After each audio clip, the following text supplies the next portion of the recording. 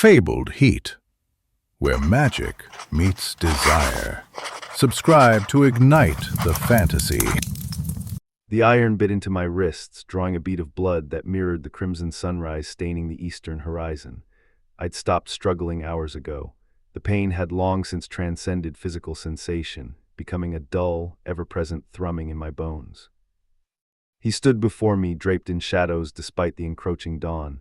Caius, my tormentor, I didn't know what he was. He was beautiful, terrifying, and utterly devoid of mercy. Dark hair framed a face sculpted from granite, eyes like chips of obsidian that could pierce the very soul. He possessed an ancient power that resonated within him, a power that hummed against my own, a discordant and painful song. "I can see you're still looking for a reason why this is happening to you, Alara," he said, his voice a low, silken rasp. "A lesson to learn from the torment, a moral to this story, no, but I can assure you there is none besides my hatred of you. There's nothing for you to do, your agony simply brings me joy, that's all." His words were a knife twisting in the wound of my despair. I closed my eyes, willing myself not to break, not to give him the satisfaction. My silence seemed to fuel his anger. "Why do you resist so much?" He stepped closer, the air crackling with an unseen energy. "Why can't you accept your fate? You are a tool, Alara, a means to an end." "I am not a tool," I managed to choke out, my voice hoarse. "I am a weaver." His lips curled into a cruel smile. "A weaver, a relic, your kind are nothing but pawns in a game you don't even understand." Weavers, that's what we were called, born with the innate ability to manipulate the threads of fate to mend the tapestry of the world. A gift, or so the elders had claimed, a gift that had led me here, bound and broken, at the mercy of a man who reveled in my suffering. The first few weeks of my captivity were a blur of pain and confusion. Caius subjected me to relentless tests, probing my powers, pushing me to my limits. He wanted something from me, something I couldn't give him. He wanted control. He wanted to weaponize my ability, to bend the threads of fate to his will. But weaving was not about control. It was about understanding, about listening to the whispers of the threads, about nudging them gently in the right direction. Caius saw only power, only the potential for destruction. He started his torture by slowly draining me.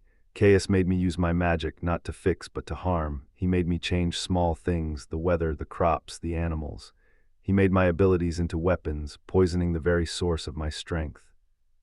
As time passed, something shifted. The anger in his eyes, though still burning, was sometimes tempered with a flicker of something else. Curiosity, perhaps even a grudging respect. One evening, after a particularly grueling session, he didn't leave immediately. He stood there, his gaze fixed on the floor, his jaw clenched.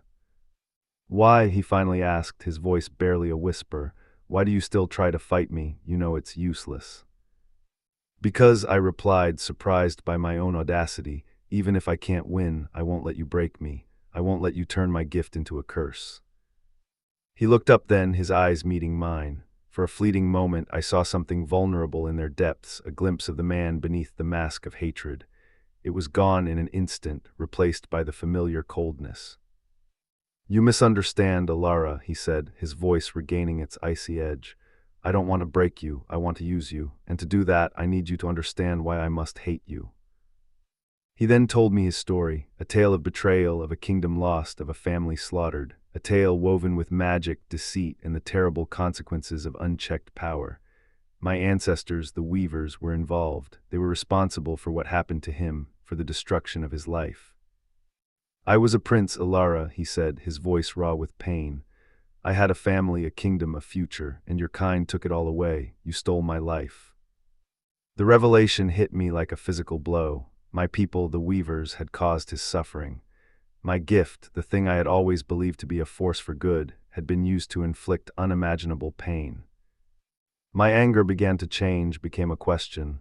"What can I do?" I asked, desperate. "What do you need from me to fix this?" Caius threw his head back and laughed, the sound hollow and devoid of joy. "Fix it? You think you can fix centuries of damage with your little weaving tricks? No, Alara, there is nothing to fix. There is only revenge." He started to teach me the truth, to show me the past, what truly happened, what the weavers had done. I started to understand, not agree, but understand. I started to change my mind, to see his side, and through it all, he saw the same. As weeks turned into months, the dynamic between us began to shift. The hatred remained, a simmering ember beneath the surface, but it was now intertwined with something else: curiosity, understanding, perhaps even a flicker of attraction. One day, Caius found me in the garden, studying the roses. I had started to create a small patch of wild flowers to help ground me. "You're changing, Alara," he said, his voice softer than I'd ever heard it. "You're seeing things from my perspective." "And you," I asked, turning to face him, "are you seeing things from mine?" He hesitated, his eyes searching mine. "Perhaps." He reached out, his fingers tracing the line of my jaw. A shiver ran down my spine. He was so close, I could feel his breath on my skin. "I should hate you," he whispered, his voice thick with emotion, "but I don't know if I can." "But the torture," I trailed off. "I won't deny that I enjoy the power it gives me, but I am not a monster, Alara," he replied, stepping closer to me. And then he kissed me. It was a kiss born of pain, of hatred, of a desperate longing for something that could never be. It was a kiss that shattered the carefully constructed walls between us, unleashing a torrent of emotions that threatened to consume us both. I pulled away, gasping for air. This can't happen," I said, my voice trembling. "Why not?" he asked, his eyes burning into mine. "Because we're enemies, because I'm supposed to hate you, because my heart beats only for revenge." He gestured to himself, then took my hand. "You make me feel a myriad of things I never thought possible. Your presence is not revolting to me, Alara, but appealing. It is a feeling I must suppress." He sighed, letting go of my hand and stepping away. "You're right, it can't happen, not yet."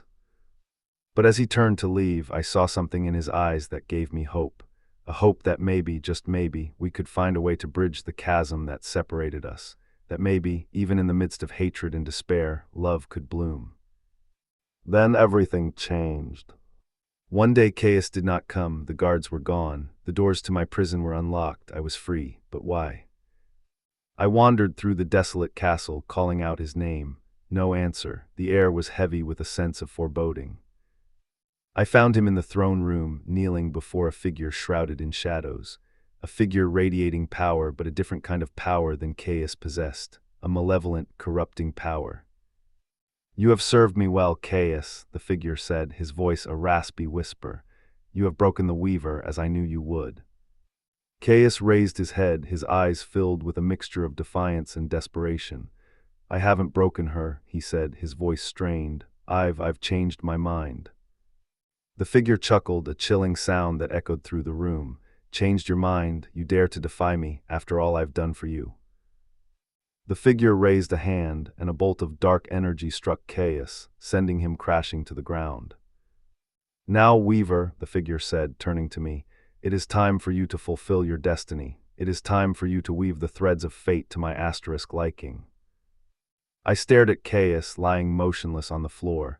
I knew, with a chilling certainty, that this was not over, that the game had only just begun. But what was it that had made him change his mind? And what would I do now, caught between a man I was beginning to love and a force of darkness that threatened to consume the world? I realized that he had sacrificed himself so that I could escape, so I could change things, and as I stood there, facing the unknown, I knew that I would do whatever it took to save him. But what if he was already gone?